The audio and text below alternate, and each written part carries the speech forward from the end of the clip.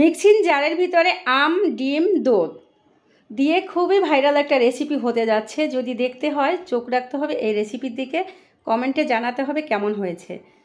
আর এই রেসিপিটা হচ্ছে থাইল্যান্ডের ভাইরাল একটা খুবই ফেমাস ডেজার্ট, তো ওইটাই বানাবো খুব সহজ রেসিপিতে। প্রথমে এই রেসিপিটার জন্য 2টা ডিম নিয়ে নিয়েছি নর্মাল টেম্পারের এবং 2টা পাকা আম নিয়ে নিয়েছি। তো এখন এটা একটা সাইডে রেখে দিয়ে প্রথমে আমি ডিম 2টা মিক্সিং জারে দিয়ে দিব। তো ডিম 2টা দিয়ে দেওয়ার পরে এখানে আমি দিব 1/2 কাপ ময়দা, আর এখানে কিন্তু অবশ্যই ময়দাটাই দিতে হবে। তো এখানে বড় বড় 2 চামচে 2 চামচ কর্নফ্লাওয়ার দিয়ে দিচ্ছি, আর এটাও কিন্তু দিতেই হবে। 1/3 কাপ চিনি 4 চামচ চিনি দিয়ে দিচ্ছি। তারপরে দিয়ে দিচ্ছি কিছুটা কিউট করে কেটে রাখা আম, আর আমটা এই পর্যায়ে কম দিতে হবে। আর দেখার সৌন্দর্যে সামান্য একটু ফুড কালার দিয়ে দিচ্ছি, আপনাদের পছন্দ না হলে কোনো দরকার নেই। এখানে দিয়ে দিচ্ছি 1/3 কাপ দুধ। তারপরে আমি মিক্সিং জারে 40 সেকেন্ড ঘুরিয়ে নিয়েছি। এখন একটা বাটিতে ঢেলে দিচ্ছি, আর এটা ঘনত্বটা কেমন আছে এটা আমি চামচ দিয়ে দেখিয়ে দিচ্ছি। এটার ঘনত্বটা এভাবেই রাখতে হবে। এরই ফাঁকে আমি একটা কড়াই বসিয়ে দিয়েছি, একটু সামান্য তেল দিয়ে টিস্যু দিয়ে মুছে নিয়েছি।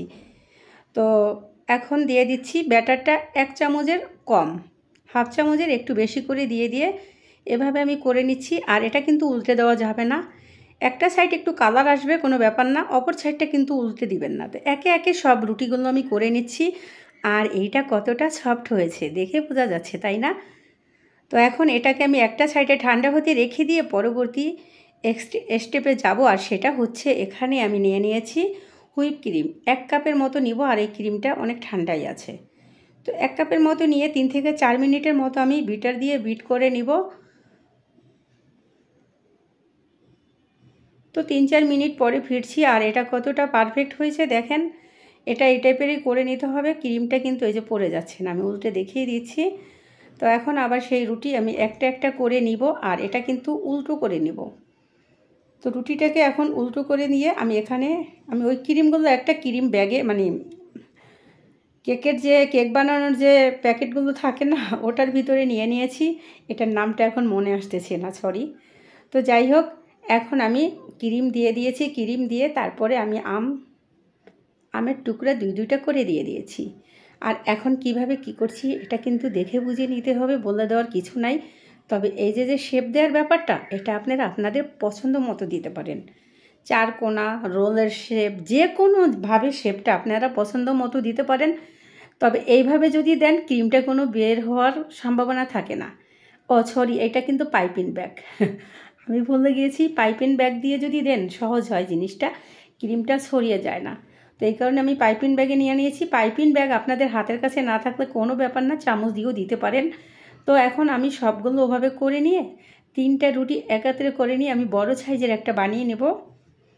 তো 3টা রুটিও আমি উল্টো করে দিয়ে দিচ্ছি। তো দিয়ে সব ক্রিমগুলো এখানে দিয়ে চামচ দিয়ে ছড়িয়ে দিচ্ছি।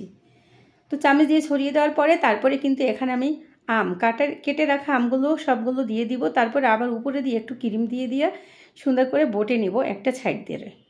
আর এটা কিন্তু অনেক বড় সাইজের হবে। একটু যদি 20 মিনিটের মতো ফ্রিজে রেখে খান, সেই স্বাদ হবে, সেই স্বাদ। তো এই যে আমার কয়েকটা বানানো, এখানে কিন্তু অনেকগুলো হয়েছে। তো একটাতে আমি সাজিয়ে নিয়েছি, কারণ আমি ওটা ছবি নিব। আর কয়েকটা কিন্তু সাজাই নেই, এমনিতেই রেখে দিব।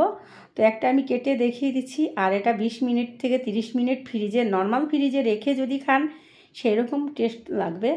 তো একটা কেটে দেখিয়ে দিচ্ছি, দেখেন কতটা পারফেক্ট হয়েছে।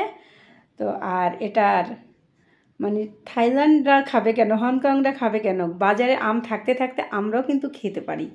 খুব সহজেই রেসিপিটা শেয়ার করছি। যদি ভালো লাগে আপনারা নিজেরা ঘরে বানিয়ে দেখতে পারেন। আর কে কোথা থেকে কমেন্ট করছেন, এটার নাম কি দেওয়া যায় কমেন্টে অবশ্যই আমি চাই। তো আমি একটা কামড় খেয়ে নিয়েছি, সেই স্বাদ ছিল।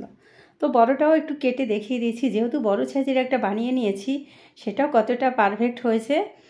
আর আমি প্রথম এক টুকরা সরিয়ে নিয়ে মাঝে যে টুকরাগুলো, ওটা কিন্তু সেই রকম আসবে। আর এটা একটু ছেট হতে দিতে হবে। বলছি তো ফ্রিজে 20 থেকে 30 মিনিটের জন্য রাখলে খুবই সুন্দর হবে রেসিপিটা। এই পর্যন্তই, পরবর্তীতে দেখা হবে। খোদা হাফেজ।